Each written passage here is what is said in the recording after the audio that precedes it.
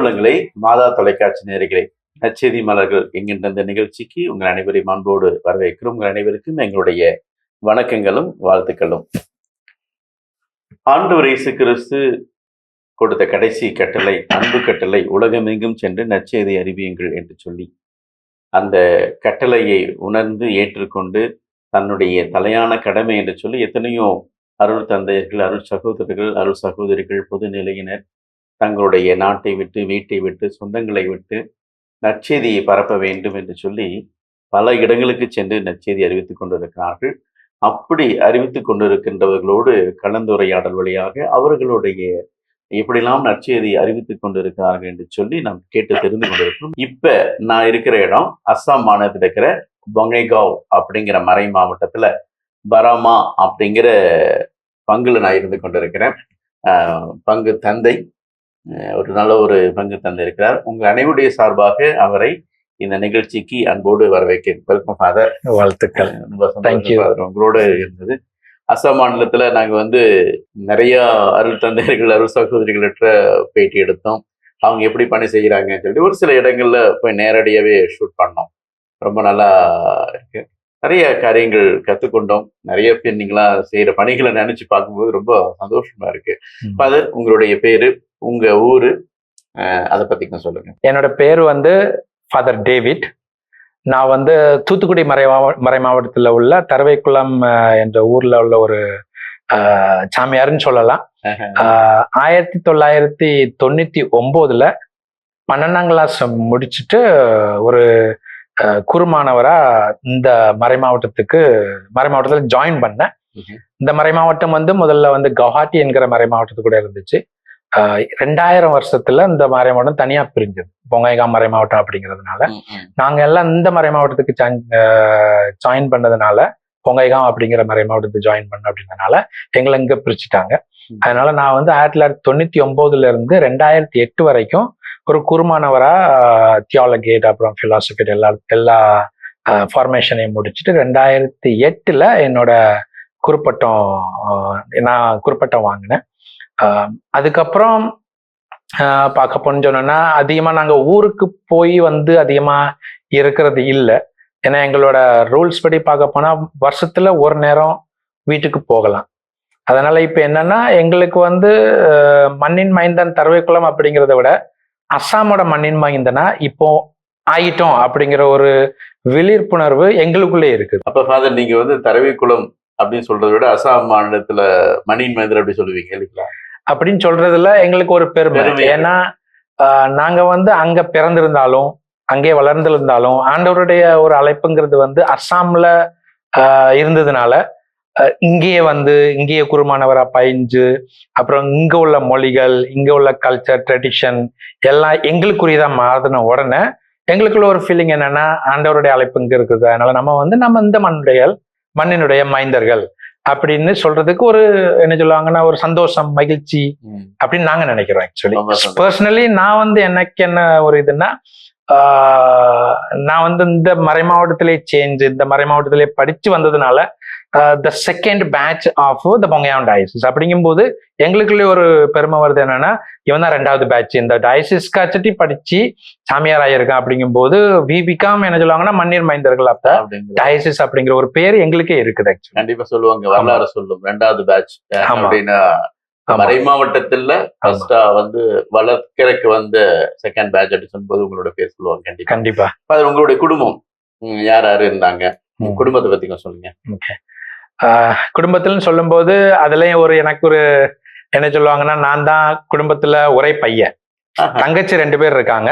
இருந்தாலும் ஆம்பளை பிள்ளை அப்படிங்கிறதுல நான் தான் தனி ஆம்பளை பிள்ளை. அப்பா அம்மா ஆம்பளை பையன், நான் முதல் பையன். எனக்கு அப்புறம் என் தங்கச்சிமார் 2 பேர் இருக்கிறாங்க. மொத்தம் நாங்க 3 பேரு. 3 பேர்ல 2 பேரு தங்கச்சிமார் எல்லாம் கட்டி கொடுத்துட்டாங்க. அவங்க லைஃப்ல செட்டில் ஆயிட்டாங்க. நம்பி இருந்திருப்பாங்க. அந்த ஒரு எக்ஸ்பெக்டேஷன் இருந்துச்சு. ஆனா கல்யாணம் முடிச்சதுக்கு அப்புறம், அப்பா இருக்கும் போதே கல்யாணம் முடிச்சதுக்கு அப்புறம் அது ஒரு என்ன சொல்லுவாங்கன்னா விட்டு போயிட்டுன்னு சொல்ல முடியாது. இருந்தாலும் அந்த எக்ஸ்பெக்டேஷன் இல்லை இப்ப அவங்ககிட்ட. சரி, அண்ணன் சாமியாராய் போயிட்டான், அண்ணன் ஆண்டவருக்கு வேலை செய்ய போயிட்டான், நம்ம குடும்பத்தை பார்த்துக்கிடும் அப்படிங்கிற ஒரு என்ன சொல்லுவாங்கன்னா ஒரு நான் எக்ஸ்பெக்டேஷன் அந்த ஃபீலிங்ல போயிடுச்சு. அப்பா வந்து 2018 இறந்துட்டாங்க. அதுக்கப்புறம் அம்மா வீட்டுல இருக்கிறாங்க. அம்மாவை பாத்துக்கிறது வந்து சின்ன தங்கச்சி. நான் வந்து வருஷத்துல இப்போ ஒரு நேரம் இல்லாட்டி 2 நேரம் வீட்டுக்கு போவேன். காரணம் என்னன்னா அப்பாவோட பிப்ரவரி மாசம் 22 இறந்த நாளுக்கு கண்டிப்பா ஊருக்கு போகணும், கல்லறையில போய் அப்பா சந்திக்கணும் அப்படிங்கிற ஒரு மாசத்துனால வருஷத்துல 2 நேரம் இப்போ ஊருக்கு போவேன். முன்னாடி ஒரு நேரம் போய்கிட்டு இருந்தேன். இப்போ அந்த பிப்ரவரி 22 என்னோட லைஃப்ல ஒரு ஃபிக்ஸ்டு டேயா மாத்திக்கிட்டு கண்டிப்பா அப்பாவை போய் பார்க்கணும் அப்படின்ட்டு குடும்பத்து கூடயும் கொஞ்சம் ரிலேஷன்ஷிப்ல இருக்கிறோம். இல்லாட்டியும் எங்களுக்குன்னு தனியா ஒரு பெரிய குடும்பம்னு பார்த்தா பொங்கைகாம் மறை மாவட்டம் அதனுடைய மக்கள், அது வந்து ஆண்டவர் தந்த குடும்பம் அப்படின்ட்டு நான் என்னோட குடும்பமா நான் ஏத்துக்கிறேன் இந்த குடும்பத்தை. ரொம்ப சந்தோஷம் சார். உண்மையாலுமே உங்களுடைய பற்று இந்த டைசஸ் மேல இந்த மக்கள் மேல இருக்கிற அந்த பற்று வந்து உண்மையாலுமே பாராட்டக்கூடியது, பெருமைக்குரியது. உண்மையாலுமே வாழ்த்துக்கிறேன் அதை. இப்ப உங்களுக்கு எப்படி தேவாலயத்தில் கிடைச்சிச்சு ஃபர்ஸ்ட்? சரி, நான் வந்து 6ஆம் கிளாஸ்ல இருந்து 10ஆம் கிளாஸ் வரைக்கும் அந்த என்ன சொல்லுவாங்க ஊர்ல அந்த பீடத்துல வேலை செய்யற என்ன சொல்லுவாங்க ஆல்டர் பாய்ஸா இருந்து அந்த சமயத்துல வந்து என்னோட பங்கு ஃபாதர்ன்னு சொல்லும்போது ஃபாதர் நார்பட் அவங்க இறந்துட்டாங்க இப்போ, சாரி. அவங்க தான் பங்கு சமையர் இருந்தாங்க. என்ன சொல்லுவாங்கன்னா சின்ன பிள்ளைங்களை எல்லாம் அரவணைச்சு கொண்டு போய் பீடத்துல நிப்பாட்டி அந்த ஒரு ஸ்பிரிச்சுவல் உணர்வை கொடுத்தவர் அவர் தான் ஃபாதர் நார்பட். அவர் வந்து எங்க ஊர்ல வந்து ஒரு 5 வருஷம் இருந்தார். 6ஆம் கிளாஸ்ல இருந்து 11ஆம் கிளாஸ் வரைக்கும் அவர் கையில ஒரு என்ன சொல்லுவாங்கன்னா ஒரு ஒரு ஒரு பையன் மாதிரி வளர்ந்த பையன். அவர் தான் எனக்கு அந்த தேவாலயத்துல கொடுத்தவர். அப்பக்கப்ப கேட்கறது, நீ சமையரா வரையாடா, சமையரா போடையடா, மீன்ஸ் எங்க போறியாடா, செமினரிக்கு போடையாடா அப்படின்னு அந்த இதுல கேட்கும் போதெல்லாம் என்ன சொல்லுவாங்க, பின்னாடி பாத்துக்கலாம் சாமி, அப்பா விட மாட்டாங்க அம்மா விட மாட்டாங்க, ஏன்னா ஒரே பையன் வீட்டுல பையன், அந்த ஒரு ஃபீலிங்ல இருந்துகிட்டே இருந்துச்சு. அப்புறம் 12ஆம் கிளாஸ் படிச்சுட்டு என்ன சொல்லுவாங்க ஊர்ல அப்படி இருக்கும்போது புது ஃபாதர் ஒருத்தர், ஃபாதர் வினோபா அப்படின்ட்டு அவரை ரீப்ளேஸ் பண்ணி வந்தாப்ல. அப்ப அந்த ஃபாதர் வினோபாவை பாக்குறதுக்கு இங்க அஸ்ஸாம் மறை மாவட்டத்துல இருந்து நம்ம ஃபாதர் மைக்கேல் இளங்கோ, அவர் தூத்துக்குடி மறை மாவட்டத்துக்காரர் தான், ஆனா இங்க இந்த மறை மாவட்டத்துக்காச்சும் ஒர்க் பண்ணிட்டு இருந்தவர் அப்படியே லீவுக்கு ஊருக்கு வரும்போது எங்க ஊருக்கு வந்தாரு. காரணம் என்னன்னா அவரோட ஃப்ரெண்ட் வந்து ஃபாதர் வினோபா. அப்படி பேசிக்கிட்டு இருக்கும்போது நானும் அந்த ஆல்டர் பாய்ஸ்ல ஒரு என்ன சொல்ல அந்த சமயத்துல செக்ரட்டரியா இருந்தேன் ஆக்சுவலி. அப்போ வந்து ஒரு கண்டக்ட் கிடைச்சது ஃபாதர் மைக்கேல் கூட. அப்புறம் வினோபா வந்து சொன்னாங்க, அசாம்ல இருந்து வந்திருக்கா, நீ தான் சொல்லிட்டே இருக்கிய சாமியார் அப்பா பிடிக்கும் பிடிக்கும் பிடிக்கும் அப்படின்ட்டு, உங்க அப்பா விட்டாங்கன்னா போடா அப்படின்ட்டு. அந்த லீவு சமயத்துல ஒரு என்ன சொல்லுவாங்கன்னா ஃபாதர் நார்பட் இருந்து அந்த ஃபீலிங் வந்திருந்தாலும் ஒரு இன்ஸ்பிரேஷன் வந்திருந்தாலும் ஃபாதர் வினோபா வந்து அதை நீ கூட்டிட்டு போடா, இந்த பையன் நல்ல பையன்டா கூட்டிட்டு போடா அப்படின்னு சொல்லும்போது அது எனக்கு என்ன சொல்லுவாங்கன்னா ஒரு அட்வென்ச்சரஸ் ஃபீலிங் தான் நான் எடுத்து வந்தேன். சரி போய் பாப்போமே அப்படின்ட்டு. ஏன்னா வீட்டுல அப்பா கண்டிப்பா இல்ல நான் விட மாட்டேன், ஏன்னா ஒரே பையன் அப்படின்னு. அம்மா சொன்னாங்க போனா போயிட்டு போறான், அவனுக்கு விருப்பம் தான் போயிட்டு போறான் அப்படின்ட்டு அம்மா விட்டுட்டாங்க. நான் ஆக்சுவலி இங்க வந்தது என்னன்னா அசாம், சரி எப்படி ஊர் சுத்தி பார்த்துட்டு வருமே அப்படின்ட்டு அந்த ஒரு ஃபீலிங்ல தான் வந்தேன். ஆனா எனக்கே தெரியாது அது ஒரு ஆண்டவருடைய அழைப்பா இருந்தது அப்படின்ட்டு. அது வந்து என்னோட தியாலஜியேட் நான் தொடங்கும் போதுதான் எனக்கே ஒரு ஃபீலிங் வந்தது. நான் சும்மா இடம் பார்க்கத்தான் சுத்தி பார்க்கத்தான் வந்தேன், ஆனா அது வந்து ஒரு ஆண்டவருடைய அழைப்பு அப்படின்ட்டு. 12 முடிச்சுட்டு வந்தேன். 12 முடிச்சுட்டு காலேஜ் இங்க வந்தேன். அதுக்கப்புறம் அப்படி ஆமா இங்க வந்ததுக்கு அப்புறம் ஒரு வருஷம் வந்து என்னோட இங்கிலீஷ் கோச்சிங் ஸ்பிரிச்சுவல் ஃபார்மேஷன் அப்படின்ட்டு அந்த ஒரு வருஷம் போச்சு. ரொம்ப கஷ்டமா இருந்துச்சு, ரொம்ப கஷ்டமா இருந்துச்சு. என்ன சொல்லுவாங்கன்னா இருக்கவா போவா, வீட்டுல இருந்து வேற ப்ரெஷர், ஏன்னா அந்த சமயத்துல போன் இதெல்லாம் கிடையாது, லெட்டர் தான், ரொம்ப கஷ்டமா இருந்துச்சு. ஆனா என்னோட 3rd ஒகேஷன் ப்ரமோட்டர்னு சொல்லும் போது ஃபாதர் மைக்கேல் இளங்கோ, ஏன்னா அவங்க தான் என்ன கூட்டிட்டு வந்தவங்க. அதனால அவங்க கூட போய் வந்து இருந்து ஏதாவது எனக்கு பிரச்சனைனா அவங்க வந்து என்னை பாத்துக்கிறது, அந்த மாதிரி ஒரு என்ன சொல்லுவாங்க சப்போர்ட் சிஸ்டம் இருந்துச்சு எனக்கு. அதனால வந்து என்னோட 3வது ப்ரமோட்டர் அப்படின்னு சொல்லும் போது ஃபாதர் மைக்கேல் அவங்க நல்லா பாத்துக்கிட்டாங்க. பாத்துக்கிட்டது மட்டும் இல்லாம இவனுக்கு வந்து அந்த ஒகேஷன் இருக்குது அப்படின்னு ரியலா கண்டுபிடிச்சவரே அவர் தான். இவன் திரும்பி போகக்கூடாது, இவனை எப்படியாவது சாமியார் ஆக்கிடலாம், இது எதுனா 3 மாசத்துல திரும்பி போக வேண்டியவன் இன்னும் அப்படியே என்ன சொல்லுவாங்க கண்டினியூ பண்ணிட்டே இருக்கான், என்னதான் பிரச்சனை இருந்தாலும் கண்டினியூ பண்ணிட்டே இருக்கான் அப்படின்ட்டு அவர் தான் சொன்னாரு, இருமக்கா பாத்துக்கலாம், நம்ம இப்போ நான் பாத்துக்கிறேன் நீ இருக்குமங்க அப்படின்றது.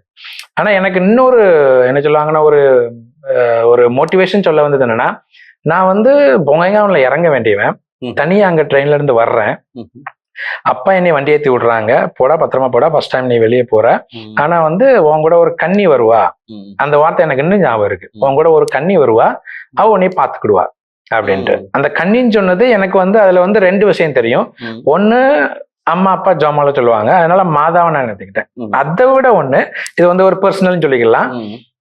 அப்பா வந்து அவங்களோட தங்கச்சி ரொம்ப என்ன சொல்லுவாங்க ஒரு பாசத்தோட அவங்கள நினைவூட்டிட்டே இருப்பாங்க. அவங்களுக்கு என்னன்னா அவங்க தங்கச்சி இறந்து போயிட்டாங்க, அவங்க வந்து கூட இருக்கிறாங்க அப்படிங்கிற ஒரு பிலீஃப் சிஸ்டம் எங்க அப்பாவுக்கு. நம்புறாங்க என் தங்கச்சி என் கூட இருக்கா அப்படின்ட்டு. அவங்களையும் நினைச்சுக்கிட்டு மாதாவையும் நினைச்சுக்கடா, உங்க அத்தையும் நினைச்சுக்க மாதாவையும் நினைச்சுக்க, போ கண்ணி உன் கூட வருவா அப்படின்னு அனுப்பிட்டாங்க. நான் இங்க வந்து இறங்க வேண்டியவன் பொங்கையான்ல, ஆனா நான் இறங்குனது குவாஹாட்டில நைட்ல 10 ரூபாய்க்கு. என்னன்னு தெரியாது, மொழி தெரியாது, தாண்டி போயிட்டேன். ஏன்னா போன் கிடையாது, ஒண்ணும் கிடையாது, இறங்க வேண்டிய இடம் புதுசுது, எல்லாம் அசாமீஸ்ல பேசுறாங்க, ஹிந்தில பேசுறாங்க, நமக்கு தமிழ் மட்டும் தான் தெரியும். அங்க போய் இறங்கிட்டேன். அங்க போய் இறங்குனதுக்கு அப்புறம் எங்க அப்பா சொன்னது அப்படியே ஒரு பளிச்ச மாதிரி இருந்துச்சு.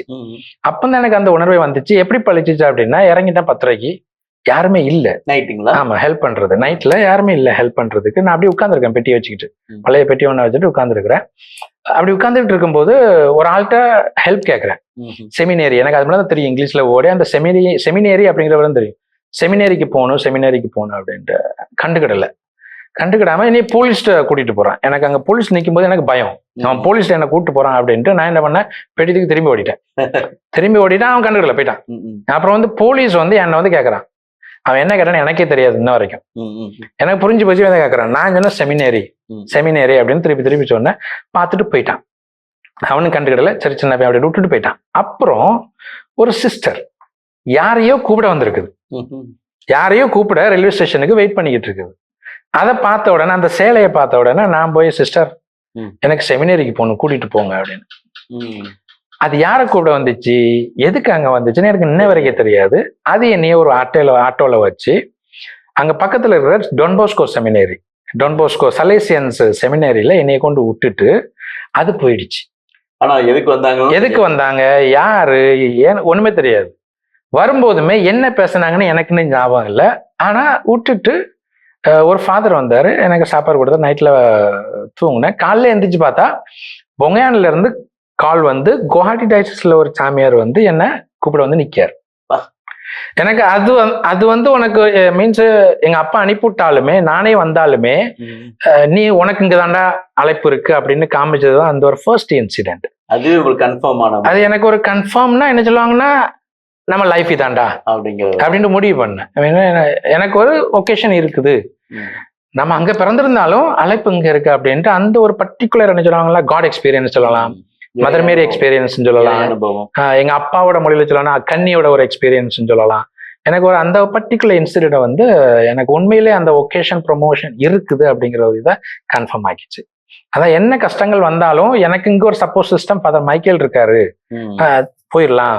அப்பா திருப்பி ஏதாவது லெட்டர்ல எழுதும்போது ஏதாவது ஒரே பையன்டா வாடா அப்படின்ட்டு போகும்போதுமே தாவிதும் ஒரே ஆளுதான், நானும் ஒரே ஆளுதான் அப்படிங்கிற ஒரு சரி ஒரே பையனா என்ன ஆண்டவர் கூட அப்படின்ட்டு எனக்குள்ளே ஒரு என்ன சொல்லுவாங்கன்னா, நான் என்னையே நான் ஸ்ட்ரென்தன் பண்ணிக்கிட்டேன் ஆக்சுவலி. அதனால அந்த ஒரு வருஷம் ஃபர்ஸ்ட் ஒரு வருஷம் எனக்கு ரொம்ப கஷ்டமா இருந்துச்சு. திரும்பி போறதுக்கு மனசு இல்லாம இருந்தா, திரும்பி போறதுக்கு மனசுக்கு வரும்போதுமே ஃபாதர் மைக்கேல் சப்போர்ட் சிஸ்டம், அப்புறம் வந்து அந்த கன்ஃபர்மேஷன் ஒவ்வொன்றா இது பண்றது. அப்புறம் 2வது கன்ஃபர்மேஷன் என்ன சொன்னாங்கன்னா, என்ன சொல்லுவேன் அப்படின்னா, ஒரு பிரச்சனை வந்துச்சு, ஒரு ஃபோன் கால் எங்க இருந்தோ வந்துச்சு. சரியா, ஒரு ஃபோன் கால் எங்க இருந்தோ வந்துச்சு. என்னோட ஃப்ரெண்ட் வந்து அட்டன் பண்ண சொன்னான். நான் அட்டன் பண்ணிட்டு கண்டுபிடிச்சிட்டாங்க நான் தான் அட்டன் பண்ணேன். இல்ல, டயல் பண்ணது என்னோட ஃப்ரெண்டு, ஆனா பேசுனது நானு. அவன் என் மேல பழி போட்டுட்டாலுமே ரெக்டர் வந்து பேசும்போது அவருக்கு புரிஞ்சு போச்சு இந்த பையன் பண்ணல அப்படின்ட்டு. அப்ப வந்து எனக்கு என்னன்னா, இவங்க நம்புறாங்க என்னோட இன்னசென்ஸை மட்டும் இல்ல, என்னோட ஜெனியூன்னஸ் இவங்க நம்புறாங்க அப்படின்னு சொல்லும் போது இவங்களுக்கு எப்படி தெரிய வருது நான் பண்ணல அப்படின்ட்டு. அப்படிங்கிற ஒரு என்ன சொல்லுவாங்கன்னா, ஒரு தாட் பட்டன் வரும்போது ரெக்டரே சொல்றாரு, நீ பண்ணிருக்க மாட்டடா, நீ பேசுறத பார்த்தா நீ பண்ணிருக்க மாட்டா அப்படிங்க. அப்போ என்னன்னா, இது வந்து அவருக்கு தெரியாது, எனக்கு ப்ரூஃபும் கிடையாது, ஆனா அவர் நம்புறாரு என் மேல. அந்த நம்பிக்கைன்ட்டு ஒண்ணு வரும்போது எனக்கும் அந்த பிலீஃப் வருது. என்ன தெரியாதவங்களே நம்புறாங்க, ஒரு 3 மாசம் பார்த்தவங்களே என்ன நம்புறாங்க. அப்ப ஆண்டவர் நம்பி என்னைய கூட்டிருப்பாரு. எனக்கு அந்த ரெண்டாவது கன்ஃபர்மேஷன். அப்புறம் வெளியே வரும்போது என் ஃப்ரெண்டு கேட்கான், இல்ல நீ எப்படி தப்பிச்ச அப்படின்ட்டு, நீ எப்படி தப்பிச்சரா அப்படின்ட்டு, என்னைய போட்டு விட்டியோ அப்படின்ட்டு. எனக்கு ஒண்ணுமே தெரியாதுப்பா, நான் பண்ணலன்னு தான் சொன்னேன். அவரே என்ன நம்பி அனுப்பி விட்டாரு, அவ்வளவுதான். அது 2வது இன்சிடென்ட். செமினார்ல நீ இருடா அப்படின்ட்டு. அதான் என்னுடைய ஃபர்ஸ்ட் இயர் எக்ஸ்பீரியன்ஸ். அப்புறம் வந்து என்னோட இங்கிலீஷ் லாங்குவேஜ் கொஞ்சம் இம்ப்ரூவ் ஆச்சு. அப்புறம் வந்து ஸ்பிரிச்சுவாலிட்டி கொஞ்சம் நல்லா இருந்ததுன்னு நினைக்கிறேன். அப்படியே ஃபிலாசபிக்கு ப்ரொமோட் பண்ணாங்க, அவ்வளவுதான். அப்படியே தியாலஜி ஆமா, ஃபிலாசபி முடிச்சுட்டு அதுக்கப்புறம் ஃபிலாசபி முடிச்சுட்டு 2 வருஷம் என்ன சொல்லுவாங்கன்னா ப்ராக்டிக்கல் எக்ஸ்பீரியன்ஸ். வருஷம் ஷொராய்வில்னு ஒரு பங்கு, அந்த பங்குல வந்து 1 வருஷம் நான் ரீஜென்சி பண்ணேன். அந்த பங்குல உள்ள பங்கு சாமியார் வந்து நம்ம ஃபாதர் செல்வராஜ் இருந்தாரு, தமிழ் சாமியார் தான். அவர் வந்து அங்க ஒரு 1.5 வருஷம் இருந்திருப்பாரு. அவரோட நான் 1 வருஷம் ரீஜென்சி பண்ணேன். அப்புறம் 2வது வருஷம் ரீஜென்சி வந்து செமினரியில பிரதரா இருந்தேன். அந்த ஸ்மால் என்ன சொல்லுவாங்கன்னா பிரதர்ஸ் மைனர் செமினரியில பிரதரா 1 வருஷம் இருந்தேன். அப்புறம் அந்த 2 வருஷம் ரீஜென்சி நல்லா சக்சஸ்ஃபுல்லா போன உடனே என்ன தியாலஜிக்கு ப்ரொமோட் பண்ணாங்க. 4 வருஷம் அங்க தியாலஜி முடிச்சுட்டு அப்புறம் வந்து மறுபடியும் டயக்னேட்டுக்கு பல்லாங்குடி அப்படிங்கிற ஒரு போடோ பங்குல என்ன முதல் தடவை போட்டாங்க. அப்போதான் எனக்கு லைஃபே தெரிய வருது. இது வரைக்கும் இருந்தது என்ன சொல்லுவாங்க ஒரு கம்ஃபர்டபுள் செட்டப், செக்யூர்டு லைஃப். ஆமா, செக்யூர்டு லைஃப். இங்கிலீஷை வச்சு நீ மேனேஜ் பண்ணிக்கலாம். ரீஜென்சியுமே செமினரில இங்கிலீஷ். அந்த பங்குக்கு போகும்போது நான் ஸ்கூல்ல தான் மெயினா வேலை, டீச்சிங் எக்ஸ்பீரியன்ஸ். அதனால இங்கிலீஷை வச்சு மேனேஜ் பண்றேன். இந்த டயக்னேட்னு வரும்போது நீ வந்து என்ன சொல்லுவாங்கன்னா பிரசங்கம் கொடுக்கணும், preach the word of God. அப்பதான் வந்து உன்னோட கம்யூனிகேஷன் வந்து மக்கள் கூட வருது. அப்போ ஒரு கொஸ்டின் மார்க் எனக்கு, occasion again occasion question mark. சரி, நீ வந்துட்ட, இவ்வளவு நாள் ஃபார்ம் ஆயிட்ட, 8-9 வருஷம் உன்னோட ஃபார்மேஷன் முடிஞ்சிட்டு, இப்போ அந்த ப்ராக்டிகாலிட்டி எங்க? Preaching of the word of காட்னு வரும்போது கம்யூனிகேஷன் கேப் வருது. ஏன்னா போடோ மொழியில பேசணும், ஹிந்தி மொழியில பேசணும், அசாமீஸ் மொழியில பேசணும். அந்த 6 மாசம் வாசம் என்ன சொல்லுவாங்கன்னா ஒரு டெஸ்ட் ஆஃப் லைஃப் அப்படின்ட்டு. ஏன்னா தமிழ்லன்னா நம்ம இப்படி சரளமா பேசலாம், கொலைக்கெல்லாம் பேசலாம். ஆனா இது வந்து ஒரு புது லாங்குவேஜ், ஒரு ஓப்பன்னஸ், ஒரு கான்டாக்ட் இருந்தாலுமே அந்த பேசக்கூடிய தைரியம் கிடையாது. அண்டர்ஸ்டாண்ட் பண்ணிக்கிட்டாலும் பேசக்கூடிய தைரியம் கிடையாது. எழுதி வாசிக்க ஆரம்பிச்சேன் பிரசங்கத்தை எழுதி எழுதி எழுதி, அதுவும் ஹிந்திய தமிழ் வார்த்தைகளால எழுதி, போடோ மொழிய தமிழ் வார்த்தைகளால எழுதி, அசாமீஸ தமிழ் வார்த்தைகளால எழுதி, டயக்னேட் 6 மாசம் எப்படியோ ஓட்டுனேன், எப்படியோ கடந்து போனேன். இருந்தாலும் பிஷப்புக்கு என்னன்னா ஒரு நம்பிக்கை, மறுபடியும் எப்படியாவது பண்ணிடுவான், இவன் பண்ணிடுவான் அப்படிங்கிற ஒரு நம்பிக்கை. அவர் வந்து என்ன சொல்லுவாங்க ஆர்டினேஷனுக்கு ப்ரொமோஷன் பண்ணாரு.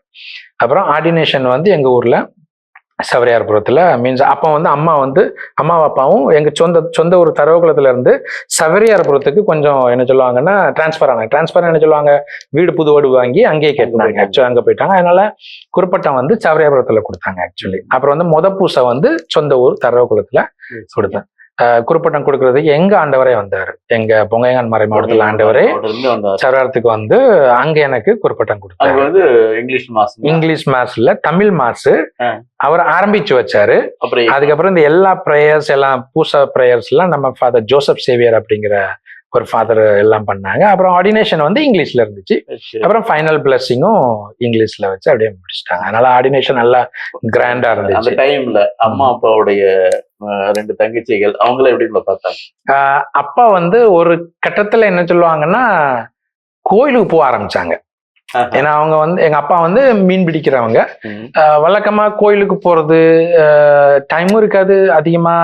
என்ன சொல்லுவாங்க, கோயிலுக்கு போனாலும் அப்படியே என்ன சொல்லுவாங்கன்னா அப்புறம் அந்த இந்த ஸ்பிரிச்சுவாலிட்டி கிடையாது. ஏன்னா நான் அதுக்கப்புறம் செமினரிக்கு வந்ததுக்கு அப்புறமும் ஒரு வெறுப்பாயிடுச்சு, ஒரே பையன் போயிட்டானே அப்படிங்கிற ஒரு வெறுப்பு ஆயிடுச்சு. ஆனா நான் தியாலஜிட்டு போனதுக்கு அப்புறம் என்னோட எழுத்துமானங்கள் எல்லாம் படிச்சு அவங்களுக்குள்ளே ஒரு மாற்றம், அப்பாவுக்குள்ளே ஒரு மாற்றம். சீரட்டு குடிக்கிறது நிப்பாட்டிட்டாங்க, என் பையன் சாமியாரா போறான் அப்படின்ட்டு சீரட்டு குடிக்கிறது அப்படி நிப்பாட்டினாங்க. அம்மாவுக்கு ஒரு மகிழ்ச்சி என்னன்னா, இவன் என்னோட ஜபத்தினாலதான் என் பையன் இவ்வளவு தூரத்துக்கு வந்திருக்கான், மாதா இவங்க கூட இருக்காங்க. அது மட்டும் இல்ல, அப்பாவுமே அக்செப்ட் பண்றாரு சாமியார் ஆறத. அப்பா பிறனது புகைப்பிடிக்கிறது நிப்பாட்டுறாங்க, கோயிலுக்கு போக ஆரம்பிச்சிட்டாங்க அப்படிங்கிற ஒரு என்ன சொல்லுவாங்க மாற்றங்கள்லாம் ஆரம்பிச்சது. அப்புறம் வந்து எங்க அம்மாவோட அப்பாவை அழுதத முகத்தோட பார்த்தேன். நான் வந்து அந்த ட்ரெஸ் எல்லாம் போட்டுட்டு, இல்லைங்களா, என்னது அப்பாவோட இல்ல அப்பா தான், அப்பா அழுதாங்க. நான் அந்த ட்ரெஸ் போட்டுட்டு அந்த பீடத்துக்கு போகும்போது அப்பா அழுறாங்க. எதுக்கு அழுதாங்க, ஏன் அழுதாங்கன்னு எனக்கு தெரியல. ஆனா எனக்குள்ள என்னன்னா அவங்களுக்கு ஒரு என்ன சொல்லுவாங்கன்னா ஒரு மகிழ்ச்சி பூரிப்பு அப்படின்ட்டு சொல்லுவாங்க. இந்த பையன் எப்படி சாமியார் ஆயிடுவான், நம்ம பேசுறதுக்கு திரும்பி வந்துடணும், இல்ல அவன் ஸ்ட்ராங்கா நின்றுட்டானே அப்படிங்கிற ஒரு பூரிப்பா, இல்ல அவங்களுக்கே ஒரு என்ன சொல்லுவாங்கன்னா ஏன் பையன் சாமியார் அப்படிங்கிறது சொல்றதுல ஒரு பிரமிப்பான்னு தெரியல. ஆனா அழுதாங்க. எனக்கு வந்து அது வந்து ஒரு என்னோட லைஃப்ல ஒரு சக்சஸ் மாதிரி தெரிஞ்சிச்சு. மீன்ஸ் அவங்க நினைச்சதை நான் என்ன சொல்லுவாங்க அக்கம்ப்ளிஷ் பண்ணிட்டணும் அப்படின்ட்டு ஒரு இது. அம்மாவும் அப்பாவும் ரொம்ப மகிழ்ச்சியா இருந்தாங்க. ஒரே பையனை சாமியாருக்கு விட்டுட்டாங்களே அப்படின்ட்டு ஊர் பேசும்போது அவங்களுக்கு ஒரு மகிழ்ச்சி அவங்களுக்கு. அது திருப்பி திருப்பி சொல்லிட்டே இருப்பாங்க. எங்க அப்பா நிறைய பேர் சொன்னாங்கடா ஒரே பையனை என் சாமியார் கொடுது அப்படின்ட்டு. அவன் போயிட்டு போறான், நமக்கு என்ன, என் குடும்பத்தை நான் பார்த்துக்கிடுது அப்படின்னு சொல்லிட்டே வந்தான்டா. ஆனா ஆர்டினேஷன் முடிஞ்சு அவங்க அழும்போது எனக்கு அது ஒரு என்ன சொல்லுவாங்கன்னா ஒரு இன்ஸ்பிரேஷனா இருந்துச்சு. அட் த சேம் டைம் அப்பா அக்செப்ட் பண்ணிட்டாங்க அப்படிங்கிற ஒரு மகிழ்ச்சியா இருந்துச்சு ஆக்சுவலி. அதான் உண்மையா சொல்றேன். உங்களுடைய ஒகேஷன் கேட்கும்போது ஒரு நல்ல ஒரு காரியம். நீங்க நல்லது செய்யறீங்க, கடவுளுக்காக ஒப்பு கொடுக்குறீங்க. ஆனா கடவுள் உங்க குடும்பத்தை பாத்துக்கிட்டாரு. அப்பா வந்து பாருங்க புகை பிடிக்கிறது முட்டுட்டாரு, வெளில போக ஆரம்பிச்சிட்டாரு. அம்மா ஒரு சந்தோஷம், மகிழ்ச்சி, அந்த ஒரு பெருமை எல்லாம் வந்துச்சு. கடவுளுக்காக தன்னுடைய மகனை ஒப்பு கொடுக்குறாங்க. அங்க குடும்பத்துக்கு கடவுள் ஒரு பெரிய ஆசீர்வாதத்தை கொடுக்குறாரு. கண்டிப்பா உங்களுடைய அந்த தெய்வ அணையத்துல இருந்து கண்டிப்பா கத்துக்கணும். மக்களுக்கும் அதுதான் உண்மையாலுமே ரொம்ப சந்தோஷமா இருக்கு. சரி, இப்ப நீங்க ஃபாதர் ஆன பிறகு மறுபடியும் இங்க வந்துட்டீங்க இல்லைங்களா? ஆமா, மீன்ஸ் ஆர்டினேஷன் முடிச்சுட்டு அதுக்கப்புறம் ஃபர்ஸ்ட் மாசம் எங்க சொந்த ஊர்ல தரைக்குளத்துல பண்ணிட்டு ஒரு மாசம் அப்படியே உறவினர்களோட அப்படியே இருந்துட்டு ஒரு மாசம் கழிச்சு நான் திரும்பி வரும்போது என்னோட ஃபர்ஸ்ட் அப்பாயின்மெண்ட் வந்து பிஜினி அப்படிங்கிற ஒரு சின்ன பங்கு தான், ஒரு 3 சப்ஸ்டேஷன்ஸ். அந்த பங்குல வந்து நான் வந்து அசிஸ்டன்ட் பாரிஷ் பிரிஸ்ட் உதவி பங்குச்சாமியாரா எனக்கு வந்து அப்பாயின்மெண்ட் கிடைக்குது. அதுல பங்குச்சாமியார் வந்து ஃபாதர் குழந்தை சுவாமி அப்படிங்கிறவர், தஞ்சாவூருக்காரரு. என்ன சொல்லுவாங்கன்னா பயனியரிங் மிஷினரின்னு சொல்லுவாங்க. நிறைய பங்குகள்லாம் உருவாக்கி இருக்கிறாரு. அதுக்கப்புறம் அருணாச்சல் பிரதேசத்துல இப்ப கிறிஸ்தவங்கள் இருக்கிறாங்க அப்படின்னா காரணம் வந்து இவர் தான் முதல்ல மலைக்குள்ள போய் அந்த மக்களோட உறவாடி அவங்கள கிறிஸ்தவங்களை ஆக்குனவங்க. அதனால is the first missionary of Arunachal Pradesh. அவர் கூட இருக்கிறதுக்கு எனக்கு ஒரு பாக்கியம் கிடைச்சிச்சு. அவரோட இருக்கும்போது ஒரு மாசம் 2 மாசம் எனக்கு ஒன்றும் தெரியல. என்ன சொல்லுவாங்கன்னா ஸ்கூல்ல வேலை பார்க்க சொன்னார், வேலை பார்த்தேன். அப்புறம் வந்து ஹாஸ்டல்ல பார்க்க சொன்னாங்க, பார்த்துக்கிட்டேன். ஆனா ஞாயிற்றுக்கிழமை பூசன்னு வரும்போது அது ஒரு போடோ மொழியில பூச வைக்க வேண்டியது. அவரே பூச வச்சுக்கிடுவாரு. நான் தனியா என்ன சொல்லுவாங்கன்னா கான்சென்ட்ரேட் பண்ணிட்டு நான் பக்கத்துல நிற்பேன். 2 மாசம் வரைக்கும் ஓகே. திடீர்னு ஒரு நாள் பங்குச்சாமியார் சொல்றாரு, நான் நாளைக்கு இல்லை, அதனால நீ பூச வை அப்படின்ட்டு. நானும் ஓகே பூச வைக்கிறதுனால டைக்னேட்ல இருக்கும்போது நான் எழுதி வாசித்தரலாம் அப்படின்ட்டு பூச போற மொழியில அப்படியே வாசித்துட்டேன். ஏன்னா ஸ்கிரிப்ட் வந்து ரோமன் ஸ்கிரிப்ட், இங்கிலீஷ் ஸ்கிரிப்ட் அப்படிங்கிறதுனால ஈஸியா வாசித்துட்டேன். ஆனா அதனுடைய பிழைகள் என்ன அதெல்லாம் அந்த சமயத்துல தெரியாது.